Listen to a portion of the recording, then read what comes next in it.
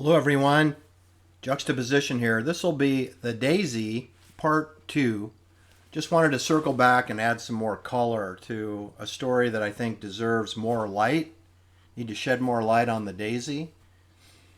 All the time I spent down in Los Angeles, I didn't hear anything about the Daisy, and it was open for business when I was down in Los Angeles way. I wasn't a member, so perhaps I could just sit outside and ask for autographs, right? 326 North Rodeo Drive.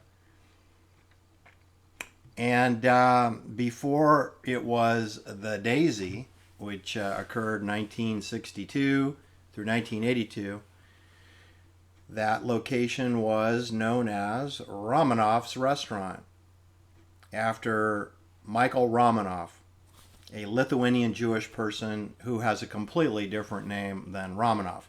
He liked to tell people he came from Russian royalty, which was a poppycock story. Paradoxically, I believe it was 1987, I ran into Zsa Zsa Gabor and her ninth husband. Almost don't have enough fingers, okay? Zsa Zsa Gabor, divorced 8 times, married 9. And I ran into Zsa Zsa Gabor in her polka dot dress, white and black, white dress with black polka dots. And her ninth husband, the Prince. He's introduced to me as the Prince.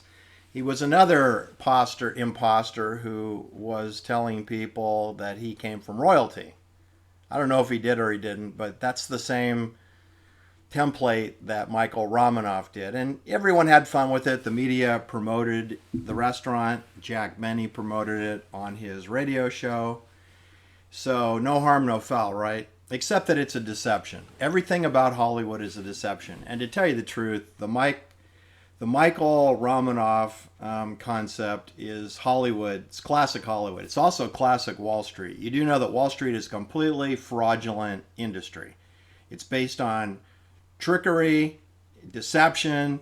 It's fake. There's insufficient collateral. They'll never be able to deliver your physical securities to you. Ever, not ever. They'll give you the cash equivalent, whatever that means. But who knows what happens to your securities. Unless you personally have physical delivery, you're not in charge of anything. And that's true in Hollywood, who wants to capture your imagination and thereby capture you, the person. That's called pacification and control. That's called MK Ultra. That is what the bankers want, the anthropology bankers. They want to herd the sheep. Because you see, we live under military maritime law, the law of the sea. The captain is in charge. His officers carry out the policies for the ship. And you can be tossed overboard, disappeared in the middle of the night, or put into the brig if you are disobedient. That's the world that we live in. But the bankers want to make it appear to be a meta-universe where you live in a democracy, you participate, you can make decisions about your society, which of course you can't. You can't decide 5G towers. You can't decide radio frequency intensity. You cannot control the daily chemtrail dumpings of aluminum and titanium and lithium and other products like barium, and there's other products that are toxic that are being dumped on a daily basis. You have no democratic say in that at all. They just do it. They just pollute your rivers and streams, and they do it with impunity. So that's the world we live in. So why would Romanoff's be different? And of course it wouldn't be. And why would the Daisy be different? Because it's just a reincarnation of a restaurant converted into a private discotheque with dancing, with a dance floor, with a waxed dance floor, but also with the kitchen and meals served. And I believe it was open 7 days a week. So it was a pretty serious operation when it became the Daisy, when Jack Hansen and his wife Sally opened it, reopened it. Anyway, I wanted to give you a taste of the kinds of people that attended first Romanoff's, and then later, after 1962, the Daisy. So This is the who's who of Hollywood. And of course, they'd always have photographers available because part of the job, if you're in Hollywood, is to continuously 24/7 promote the cult that is Hollywood, to promote it as some kind of legitimate and noble business, which of course it is not. It was a small brick building. It was constructed in 1941 as a residence house on Rodeo Drive. And of course, it's gone now. You can't see it the way it was, but it was a brick structure. It had been remodeled several times, of course, to expand it, create dining rooms, booths. You had a clubby atmosphere, but it had a patio outdoors, and the patios were often featured in Hollywood films and some television shows as well, which makes sense. It wasn't just Jack Benny promoting Romanoff's on his radio show. Hollywood helped promote that place, and of course they require their Screen Actors Guild actors to go there on some kind of a regular basis. I'm assuming that these people get phone calls and have their schedules or itineraries printed out to them every week as to where they're to be and what they're to wear, and see wardrobe before you leave so you can have your proper attire. But back when it was Romanoff's, this is where Sophia Loren was famously photographed gazing disdainfully at Jane Mansfield's breasts. Okay, that was done at Romanoff's. All right, and there's similar photographs taken at the Friars Club, which I've been to the Friars Club. So that apparently was something they did often. Cary Grant, Humphrey Bogart, of course his Jewish girlfriend Lauren Bacall from the Bronx. Charlie Chaplin, you might have heard of Charlie Chaplin. He attended Romanoff's. F. Scott Fitzgerald, he went to dinner at Romanoff's. Jack Warner, not his real name, right? The executive CEO of Warner Brothers. His real name is Wansel. He's a Jewish person. He's the youngest of four Warner Brothers. His older brother, Harry, was the first CEO of Warner Brothers, I believe, back in 1928. Anyway, Jack Warner, it's hard for me with a straight face to call these Jewish people by their fake crypto names. Jack Warner. There is no Jack Warner. There's a Jack Wansel. And by the way, that's not his real name either. It's a longer, more confusing Jewish name. But anyway, so Jack Warner, the fake Gentile, used to go to Romanoff's. And of course, we know that Michael Romanoff was Lithuanian Jewish, pretending to be Russian nobility. Everything about Hollywood is fake. When they say it's Tinseltown, they're not kidding. They're serious. All right, so there you go. Cary Grant, Humphrey Bogart, Charlie Chaplin, F. Scott Fitzgerald, Jack Wansel, Warner. They all went to Romanoff's on a regular basis. So then we switched it out to Jack Hansen's The Daisy. And before that, Jack Hansen had already earned his stripes because he and Sally opened an upscale, expensive clothing store on Rodeo Drive known as Jax. Jax.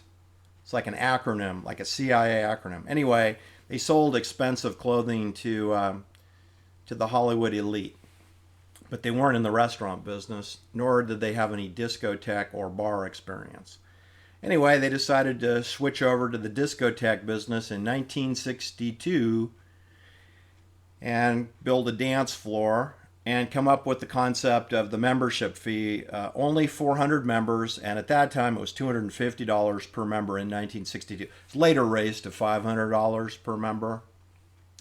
But anyway, at that time it was 400 people, minute maximum, for $250 one-time initiation fee.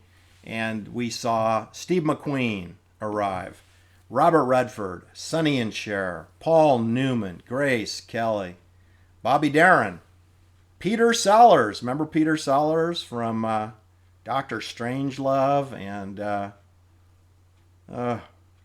Inspector Clouseau, the Pink Panther? Yep. So Ray Bradbury, Catherine Ross, these are all the who's who in Hollywood film and television during the 1960s into the 1970s. And there it all was happening. And then it was in 1977 when Nicole Brown Simpson, well, Nicole Brown, 18 years old, had graduated high school, and there she appears as a waitress. And it just so happens that O.J. Simpson was there that night, and he puts the moves on her. You should know that O.J. Simpson was 29 years old when that happened. He was married to Marguerite Simpson. Marguerite was pregnant with Arnell. And there's O.J. Simpson married out on his own, and he is making the moves on an 18-year-old Nicole Brown, whose father works for Army intelligence as a spy pilot. The comparisons between Sharon Tate and Nicole Simpson are disturbingly similar. They're very similar because in the case of Sharon Tate, she was pimped out from age 6 months old as a beauty pageant queen. From 6 months old in Dallas, Texas, where she won Miss Tiny Tot. I don't even think she had any memory of it. But she appeared in beauty pageants throughout her life up to age 16 when she's straddling a Nike surface-to-air missile on a NATO Army air base in Verona, where she's pimped out for the cover of Stars and Stripes. Anyway, she's only 16 years old. Immediately after that photo is taken, that's taken almost upon their arrival in Verona, Italy. You know, Nicole Brown is being born in Frankfurt, Germany, in several months before. Nicole Brown was born in Frankfurt, Germany in May 1959. Okay? You have to appreciate this. 5 months after Nicole Brown is born, Sharon Tate is straddling a surface-to-air missile with the insignia U.S. Army on it. And she's wearing a cowgirl hat and a leotard, and then she appears on the cover of Stars and Stripes military magazine cover for the April 1960 edition.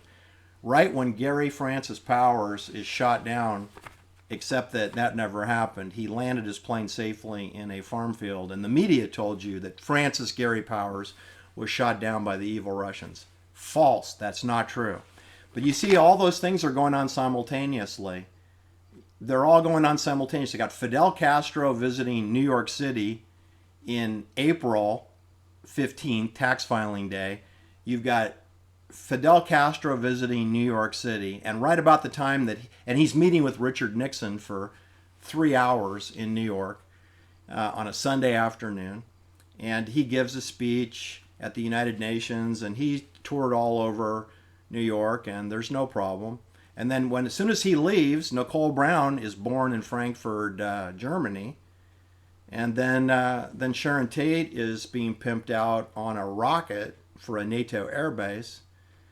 And her father works for Army intelligence as part of Operation Gladio in continental Europe. So, do you see a pattern here? You see Army officers whose daughters are going to be sent into Hollywood.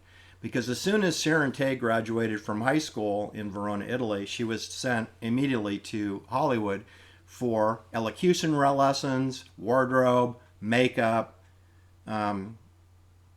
voice training, elocution lessons. And then her parents co-signed on a contract for her at Culver City at MGM Studios building. It was called Filmways. Filmways was the agent for MGM and CBS. So don't be confused by the name Filmways. It's MGM.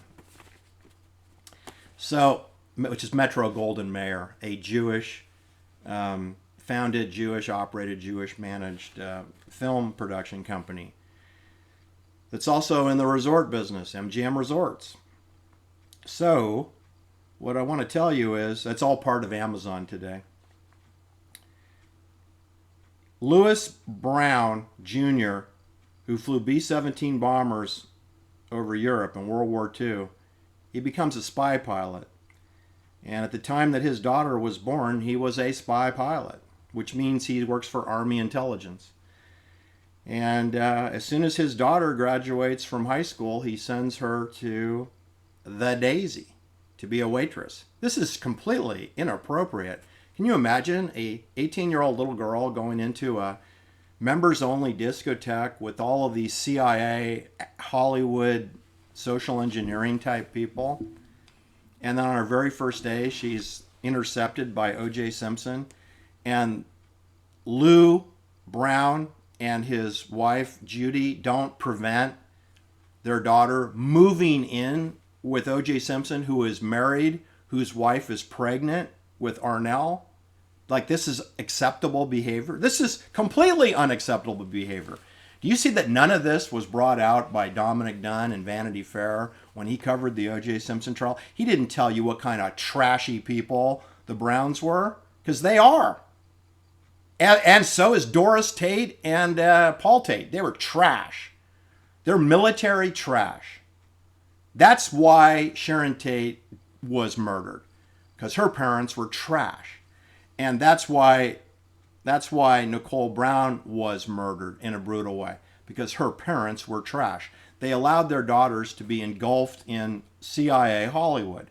And those little girls had no idea what was going to happen to them, or that they were operating under maritime law. Because you see, they made resistance, they quit. Sharon Tate was pregnant. She didn't renew her contract with MGM. She was quitting. So was Abigail Folger. She didn't want to be a private banker anymore like her mommy was. Anyway, I wanted to really emphasize that the Daisy nightclub is, and Romanoff's restaurant, and the Playboy Club or the Playboy Mansion or the Playboy Club in London are very similar operations for pacification control and just keeping the flock together, and their photo opportunities for ongoing 24/7 marketing of this cult that is called Hollywood.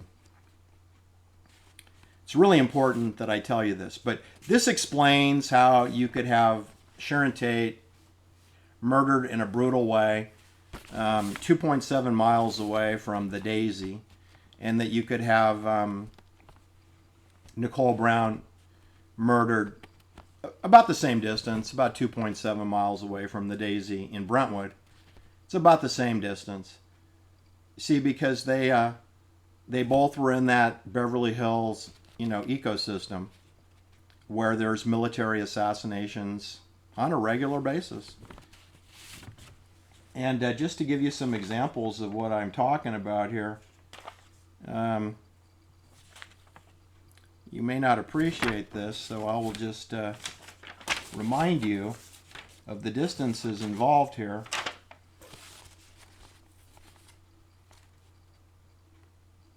Well, everything is pretty close. I mean, it's 2.7 miles to the Sharon Tate murder scene. It's about 2.7 miles to the Nicole Brown scene. It's about 2.7 miles to the Marilyn Monroe murder scene also. And I'm not sure that was made crystal clear in my part 1 of the Daisy. Also, when there was an arrest made of O.J. Simpson in 1989 for beating up Nicole Brown, it was Nicole's parents who encouraged her to reconcile with O.J., and then they were rewarded with a Hertz rent-a-car franchise at the Ritz-Carlton Hotel in Dana Point.